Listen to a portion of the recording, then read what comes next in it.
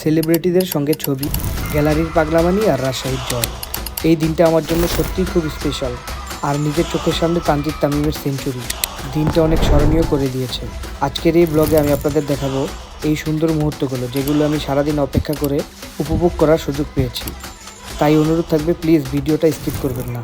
চলুন শুরু করা যাক আজকে আমার নতুন ব্লগটা। আশা করি আপনাদের ভালো লাগবে। বাসা থেকে বের হয়ে বাসে, তারপর রিক্সা আর মেট্রো রেল সব মিলিয়ে সরাসরি মিরপুর স্টেডিয়ামে পৌঁছালাম। স্টেডিয়ামের সামনে প্রায় হাজার হাজার দর্শক, সবাই রাজশাহীর জার্সি পরা। বলতে গেলে প্রায় 100 ভাগের 80 ভাগই রাজশাহীর ফ্যান। মাঠে ঢুকে চোখে পড়লো প্লেয়াররা সব প্র্যাকটিস করছে। তারপর দেখি দুজন প্রমোটার ট্রফি দিয়ে আমাদের সামনে নিয়ে আসছে। আর এই ট্রফিটা প্রায় সবার আগ্রহের কেন্দ্রবিন্দুতে ছিল, কারণ এই ট্রফিটার দাম ছিল প্রায় 35 লক্ষ টাকা। আমাদের সাথেই বসেছিল শ্রীলঙ্কার জার্সি পরা একটা রাজশাহীর ফ্যান। আর এই বাঘমামাও রাজশাহীকে সাপোর্ট করতেই আসছে। লঙ্কানি জার্সি পরা রাজশাহীর এই সাপোর্টারটা একটু পরপরই বাংলাদেশের পতাকা উড়াচ্ছিল। খেলা দেখতে এসেও মনটা ভীষণ খারাপ ছিল, কারণ আজকে আইসিসি জানাবে আমাদেরকে বাংলাদেশ টি-20 ওয়ার্ল্ড কাপ খেলবে কি খেলবে না।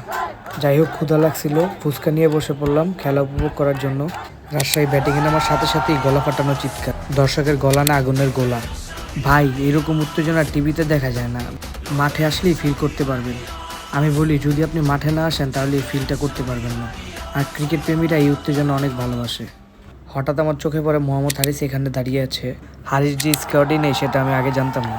হারিসকে পাকিস্তান থেকে উড়িয়ে আনা হয়েছে কি বসিয়ে রাখার জন্য, কিছুই বুঝতে পারলাম না। ব্যাপারটাতে আমি অনেক সারপ্রাইজড হয়েছি। যাই হোক, রাজশাহীর খেলা দেখতে আসছি, রাজশাহীর কথা বলি একটু। রাজশাহীর ফ্যানটা তো পুরাই চিল। তানজিদ তামিম খেলতে খেলতে কীভাবে যে 100 করে ফেললো তা বুঝতেও পারলাম না। দেখেন আপনারা সেই তানজিদ তামিমের সেঞ্চুরির মুহূর্তটা। আর তামিম কিন্তু ঠিক একটা রেকর্ডই করে ফেলেছে। 2024, 25, 26 তিনটা বিপিএলই টানা 3টা সেঞ্চুরি করেছে। এই বিপিএলটা খুব একটা ভালো কাজ ছিল না তানজিদ তামিমের, তাই বড় প্লেয়ার বলে কথা। তামিম দেখিয়ে দিল তার জাত, সে আসলে কি করতে পারে। আর এই প্লেয়ারটা জিসান আলম, একে নিয়ে গ্যালারির দর্শকরা খুব আফসোস করছিল, কারণ একে একটা ম্যাচও খেলতে দেওয়া হয়নি। সবাই এটাও বলেছে অন্তত 2 থেকে 3টা ম্যাচ জিসানকে খেলতে দেওয়া যেত। যাই হোক, অবশেষে আমরা ম্যাচটা জিতে নিই, রাজশাহী ওয়ারিয়র্স চ্যাম্পিয়ন। খেলা শেষ না হতে হতেই আতশবাজি শুরু হয়ে গেছে। এত সুন্দর মুহূর্ত টিভিতে বোঝা যায় না। তারপর গ্যালারি থেকে সোজা মাঠে নেমে একটু ভাবসাব নিচ্ছিলাম। চারিদিকটা দেখি শুধু তারকা আর তারকা। তাই সব খেলোয়াড়রা আমার আশেপাশে ছিল। আমার মনে হচ্ছিল আমি রাজশাহী টিমেরই একটা অংশ। প্লেয়ারদের চ্যাম্পিয়ন্স মেডেলটা একটু হাতে নিয়ে দেখলাম। তারপর দেখি আমাদের ক্যাপ্টেন নাজমুল শান্ত তার ফ্যামিলির লোকদের খোঁজাখুঁজি করছিল। ঠিক তখনই খেলোয়াড়রা ড্রেসিং রুম থেকে বের হচ্ছিল প্রাইজ মানি আর ট্রফি নেওয়ার জন্য। খেলা শেষ হয়েছে আরও 2 ঘন্টা আগে, কিন্তু 50% দর্শক এখনও গ্যালারিতে আছে। আমি এখান থেকে উইলিয়ামসনকে দেখার চেষ্টা করছিলাম, কেননা সে আমার অনেক প্রিয় একজন খেলোয়াড়। আমি যখন থেকে ক্রিকেট খেলা বুঝি তখন থেকে তার খেলা আমি টিভিতে দেখি।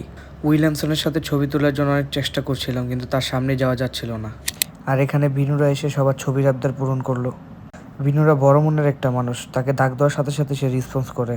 অবশেষে এই মুহূর্তটা এসে পড়লো, যে মুহূর্তটার জন্য সবাই ওয়েট করছিলাম। আমাদের ক্যাপ্টেন নাজমুল শান্ত মেসির মতো সেলিব্রেশন করে টিমের কাছে যায়, দেন ট্রফি সাথে নিয়ে সবাই সেলিব্রেশনে ব্যস্ত হয়ে পড়ে। এতদিন টিভিতে দেখেছিলাম এই মুহূর্তগুলো, বিপিএলে যে টিম সাপোর্ট করেছি সেই টিমের খেলোয়াড়দের সামনে থেকে দেখছি, আর এই মুহূর্তগুলো সামনে থেকে দেখছি, যা ছিল আমার স্বপ্নের মতো। আমি স্বপ্নেও কোনোদিন ভাবিনি এই মুহূর্তগুলো সামনে থেকে দেখব। আল্লাহ কখনকার রিজিকে কী রেখে দেয় তা বলা খুব মুশকিল। আজ সকালে আমি জানতাম না যে ফাইনাল খেলা আমি মাঠে বসে দেখব, আর মাঠে এসে এই সেলিব্রেশনের মুহূর্তগুলো সাক্ষী হব তা কল্পনাও করিনি। আর রাজশাহীর যত টিম সাপোর্টাররা ছিল তারা সবাই একসাথে হয়ে এই মুহূর্তগুলো ফ্রেমবন্দি করছিল। ঠিক তখনই আমার চোখে পড়লো কেউ একজন এই ট্রফিটা নিয়ে চলে যাচ্ছে, আর আমি উইলিয়ামসনের সাথে ছবি তোলার জন্য তাকে খুঁজছিলাম। তাকে 10-12 জন মিলে গার্ড দিচ্ছিল, যার কারণে ছবি তোলার সুযোগ হয়নি।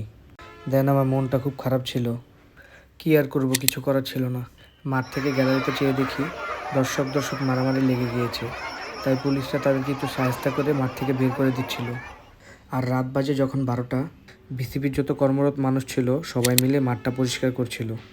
এর ঠিক পাশে বসে আমরা আড্ডা দিচ্ছিলাম। আড্ডা দিতে দিতে আমাদের সামনে চলে আসলো জিসান আলম, আকবর আলী ভাই, হাসান মুরাদ ভাই। আর আমার মতে আকবর আলী ভাই বাংলাদেশের নেক্সট ক্যাপ্টেন। আপনাদের মতে কি, আপনারা ঠিক আমাকে কমেন্ট বক্সে জানাবেন। তো চলুন মাঠ থেকে বের হওয়া যাক।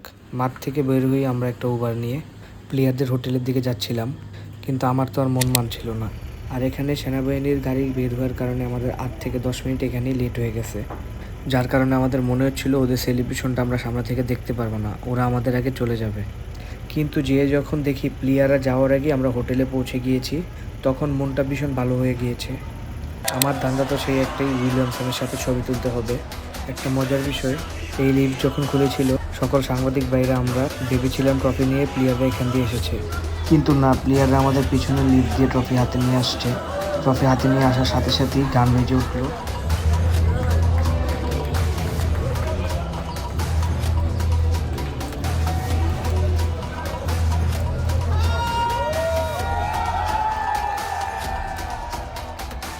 হঠাৎ দেখে আমাদের ক্যাপ্টেন শান্ত ভাই ইন্টারভিউ দিচ্ছিল, কিন্তু তার চোখ মুখ ভর্তি ছিল ঘুম, তবুও সে তার ডিউটি পালন করছিল।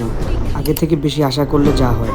এই ছবিটা আমি তুলে দিয়েছি, আর আমি তোলার সময় তাকে গার্ডম্যানেরা নিয়ে চলে যাচ্ছিল। যাই হোক, মনটা ভীষণ খারাপ ছিল, তারপরও তো ছবি তুলতে পেরেছি। আর এখানে দেখি জিসান আলম টিমের মালিককে নিজে সাংবাদিক সেজে সাংবাদিকদের মতো প্রশ্ন করছিল।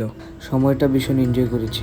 বাসায় যাওয়ার সময় চলে এসেছে, তাই একটা উবার নিয়ে গান শুনতে শুনতে বাসার উদ্দেশ্যে রওনা দিলাম। আর আপনাদেরকে ধন্যবাদ আজকের এই যাত্রা আমার সাথে দেখার জন্য। আশা করেছি আপনারা সবাই উপভোগ করেছেন। আর ভিডিওটি ভালো লাগলে লাইক দিন, আর ইউটিউবে দেখে থাকলে অবশ্যই সাবস্ক্রাইব করবেন। এরকম আরও নতুন নতুন ব্লগ দেখতে চাইলে অবশ্যই কমেন্ট বক্সে জানাবেন।